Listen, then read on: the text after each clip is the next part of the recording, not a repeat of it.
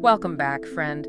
We always love diving deep into these topics and knowing you with your strong Catholic faith and how much you really want to get things, understand things on a deep level but not feel overwhelmed. Well, we've got something pretty fascinating today. We're going to be looking at Game of Thrones and The Lord of the Rings. Yeah, these are two, really popular, really impactful stories. And what we're going to do is take a look at them and see what they might reveal about some really core ideas that are also really central to our faith. Things like the nature of good and evil, what it means to be human, and the hope that sustains us. And of course, we're going to be doing this all through a Catholic lens with you, our listener, very much in mind. Exactly, right. So first up, we've got Game of Thrones. Now, that's a pretty raw, a politically charged drama. I mean, it doesn't pull any punches when it comes to, gritty realism, moral ambiguity, and let's face it, a whole lot of violence. It definitely goes there. Right. And then on the other hand, we've got The Lord of the Rings. Now, this is one of the foundational stories of high fantasy. I mean, it's deeply rooted in mythology, and it really carries the profound influence of Tolkien and, of course, his Catholic faith. Yeah. And it's this epic battle between good and evil playing out, on this huge scale. Right, exactly. Right.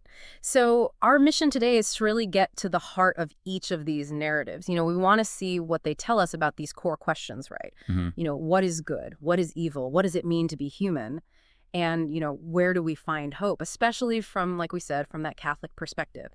So I think a good place to start would be to look at the basic worldview that kind of underpins each of these stories. Yeah, and I think what's really interesting right off the bat is that there's a fundamental difference in their worldview, right? When you look at Game of Thrones, it operates in this kind of space of significant moral relativism. Yeah. So there isn't a clear universal standard of right and wrong. There's that famous line from Lord Varys. He says that power resides where men believe it resides. Right, right. And I mean, that really encapsulates it. It suggests that morality isn't this fixed truth, but something that kind of shifts depending on people's beliefs and, of course, who holds the power.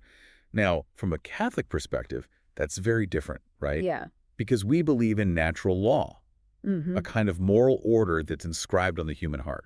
Right. So it's not just up for grabs. It's not just whoever's in power gets to decide. Exactly. Really interesting. So in Game of Thrones, you've got this world where, goodness isn't always rewarded. And in fact, we often see good characters suffer while the wicked, they seem to prosper. It's true. Yeah, you definitely see that. Yeah. And there isn't really this overarching just moral order that underpins everything. And we even see this reflected in the way the gods are portrayed. The old gods, the new gods, the Lord of Light. Right. Because they're there. I mean, they're present, but it doesn't inspire you with this sense of like divine justice or omnipotence, does it? No, not really. And that's a really critical observation because the deities in Game of Thrones, they often appear capricious, demanding, or just indifferent to the plight of humanity. I mean, there's not really this sense of a providential God. Right. Like guiding events with love and wisdom. Yeah. And that's, of course, very central to our Catholic faith. Now, compare that to Middle-earth, right? Okay, yeah. Big difference there. Right, because the Lord of the Rings exists within this framework of objective morality. Evil is not just a matter of opinion. It's a real and potent force. It demands that you actively resist it, no matter the personal cost. Yeah. And that's much more aligned with the Catholic understanding of good and evil as real and opposing forces in the world. And then you have those core themes that I think a lot of us really cling to, that hope, that sense of providence working even in those darkest moments. And of course, the power of sacrifice. Exactly. And, while Tolkien doesn't explicitly set out to write a religious allegory, there's this presence of a higher power, Eru Ilúvatar, right? It's subtly woven throughout the narrative. You see it in those moments that feel like more than just coincidence. Those unexpected turns for good that suggest that maybe there's a benevolent hand at work. Think about Bilbo finding the ring. Right. Seems like chance. Yeah. But has huge consequences. Yeah. Now, for you as a Catholic, this can really resonate with the belief in God's guidance in our lives, right? It's kind of like grace. Yeah, that unmerited favor, right? Exactly. Yeah. So these moments, they can be seen as akin to grace, that there is a force beyond us that is working for good. It's that sense that even in the midst of, struggle, there's this deeper purpose at play. Like, Right. It's not all just random. Okay. So with these very different foundations, What do these two worlds tell us about human nature itself? Like, what does it mean to be human in each of these worlds? Well, I think it's fair to say Game of Thrones tends to have a pretty pessimistic view of human nature. Wouldn't you agree? Yeah, I mean, it often feels like we're seeing humanity kind of in its fallen state. Like, Yeah. fallen man, but without that grace. Yeah, without grace. Yeah. Exactly.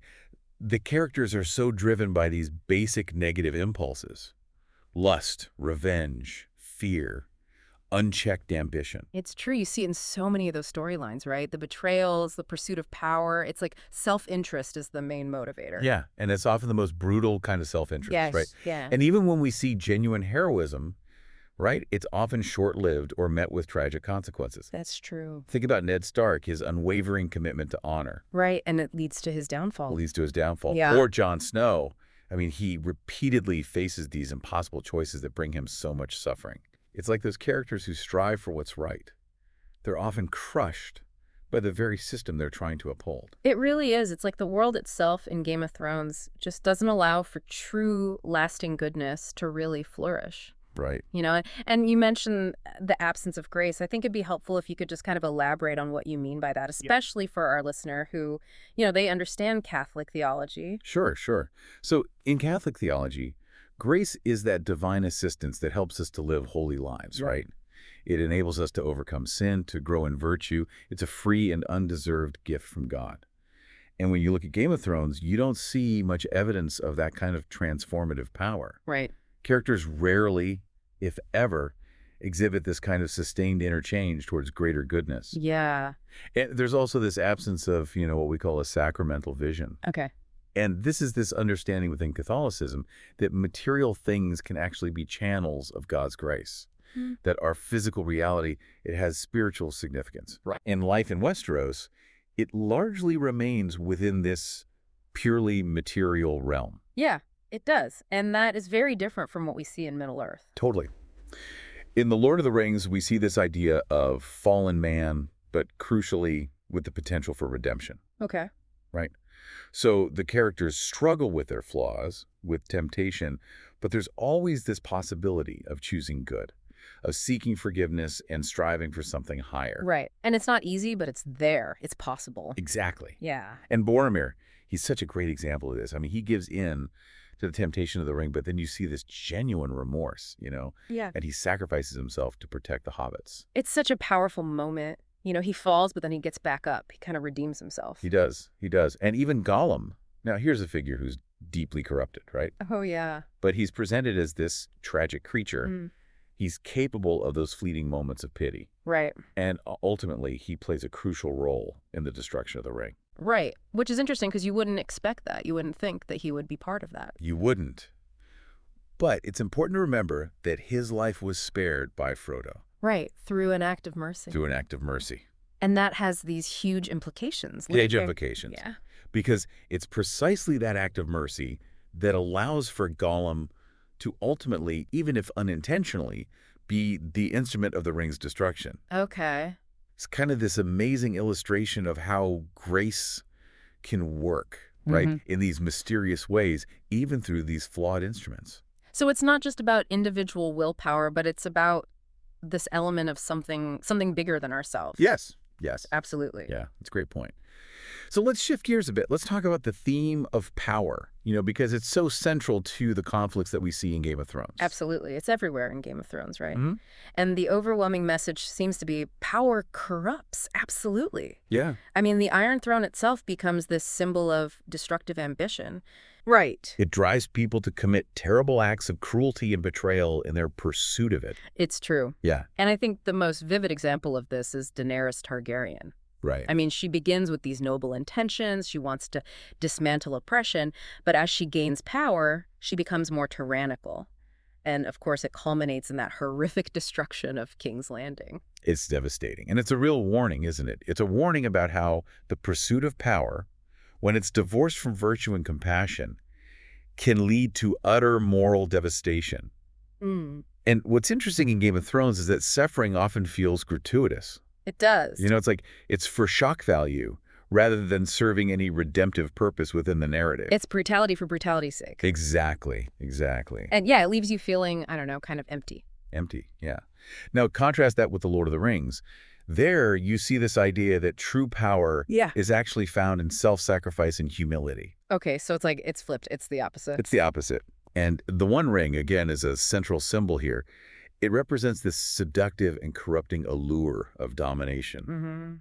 But the heroes that we admire, they resist that temptation. Think about Aragorn. He chooses not to seize power prematurely. Right. He waits, he serves, he protects the vulnerable. Exactly. And he eventually accepts his kingship, but as a responsibility, not as a right. Okay, yeah. And then, of course, you have Samwise Gamgee. I mean, he embodies this humble, Christ-like devotion. Right. He's loyal, he's selfless, he's got this incredible perseverance. Right. And it's those seemingly ordinary acts of courage and perseverance Yeah. that ultimately make the entire quest possible. I mean, he literally carries Frodo when all seems lost. Right. It's this powerful image of bearing one another's burdens. Mm-hmm. So it's not about that personal glory, it's about, laying down your life for the good of others Exactly. in those small ways, in those big ways. Yeah, it's beautiful. It is. Now let's move into an area where these two worlds present very different visions, and that is the whole realm of sexuality and the body. Yeah, and this is a really striking contrast. In Game of Thrones, you see sex so often portrayed as a commodity, a tool for manipulation, or just a means to gain power. Right, and it's often really graphic. It is. It is. And even when you have these female characters who are using their sexuality, to gain influence, it's within this very, distorted framework where the body's reduced to this instrument. Exactly. And there's just this lack of what we understand as a theology of the body, right? Mm-hmm. This understanding of the inherent dignity and sacredness of the human body, Right. As created by God and destined for resurrection. And that's such a core part of our Catholic faith. It is. It is. Yeah. And that's just missing in Game of Thrones. It's just not there. It's almost transactional. Mm-hmm. Right. But in Lord of the Rings, you have this emphasis on chaste love and the inherent dignity of the body. You do. The romantic relationships like Aragorn and Arwen or Sam and Rosie, they're presented with this understated beauty. Right. They're rooted in fidelity, respect, this deep, enduring love. Right. It's not just physical. It's much deeper. Much deeper. And even Arwen's choice to sacrifice her immortality for Aragorn, right? Yeah. That speaks volumes. Right. It really does. Yeah. It's powerful. And, it's not just about romantic love, but even bodily suffering and endurance are treated with this kind of reverence. Right? Think about Frodo's scars, right? Yeah. They're not marks of shame or degradation. They're testaments to his courage, to this burden that he carried. Yeah, there's this sense that the body, even in its brokenness and its woundedness, it retains a profound dignity. Mm-hmm. And again, that aligns so closely with our understanding as Catholics. Absolutely. It Yeah. does. The body's not something to be exploited, to be trivialized. It's something to be honored. Yeah, yeah. So let's turn to the portrayal of violence and suffering. We've talked about it a bit, but I think it's worth looking at more specifically how it's depicted in each of these stories. Yeah, and it's interesting because in Game of Thrones, the violence often feels nihilistic and despairing. Mm-hmm. It's graphic, it's shocking, but in a way that almost leaves you feeling desensitized. Yeah. And there's this, lack of real justice, right? Yeah. Heroes die these meaningless deaths, and villains often escape any kind of real accountability. It can be hard to watch, especially for someone who believes in ultimate justice in a moral universe. Right, it is. And it just doesn't seem to exist in Game of Thrones, right? Yeah. Now, contrast that with The Lord of the Rings. I mean, suffering is definitely there. It's a huge part of the story, but it's often portrayed as redemptive. It's part of that journey, part of that transformation. Exactly. So the hardships that the characters endure, they shape their character, they contribute to the triumph of good. It's not arbitrary, it's not pointless. It serves a purpose within this larger conflict. And unlike the kind of random, senseless violence in Game of Thrones, there's a clear sense of final justice and healing in The Lord of the Rings. You see it in the scouring of the Shire, in the departure to the Grey Havens. Yeah, it's the sense of restoration, Yeah. that things are being set right. Right, right. And even death itself, it doesn't feel like this final, meaningless void. No, it's not. It's consistently portrayed as a passage, a transition to something beyond this world.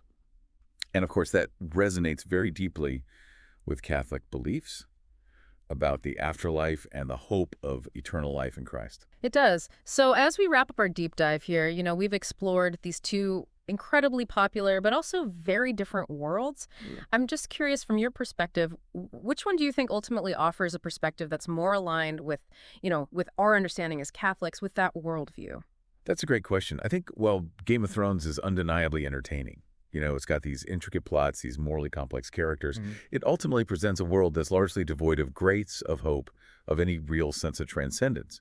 And in many ways, it reflects kind of like a post-Christian worldview, like a disenchanted one. Yeah. It's a compelling story, but from a spiritual standpoint, it feels quite bleak. Yeah. Now, on the other hand, The Lord of the Rings has endured for a reason. And I think it's because it speaks to those deepest longings of the human spirit. Yeah. It portrays that battle between good and evil in ways that just resonate profoundly with the Catholic imagination. It does. It doesn't shy away from the reality of evil, Right. but it ultimately affirms the power of light over darkness, Right. which is, of course, the central message of the gospel. It is. And it reminds us as Catholics that beauty, truth, goodness, those aren't just subjective opinions, they're real. They're real. They point us toward God. Absolutely. And so, in that sense, The Lord of the Rings points us toward that eternal hope that's so central to our faith. While Game of Thrones, in its absence of hope, serves as this kind of powerful, albeit fictional reminder of what a world without that hope might look like. Yeah, that's a great point. It's a good reminder. So, as we conclude this exploration, friend, I just want to encourage you to think about which of these worlds really resonates more deeply with you? With your understanding of reality, of human nature, of the presence or absence of God's grace. Reflect on what those worldviews, what they mean for you, for your life, and for the beliefs that guide you. Yeah, that's a good place to leave it. It is. And until our next deep dive, keep seeking. Keep seeking.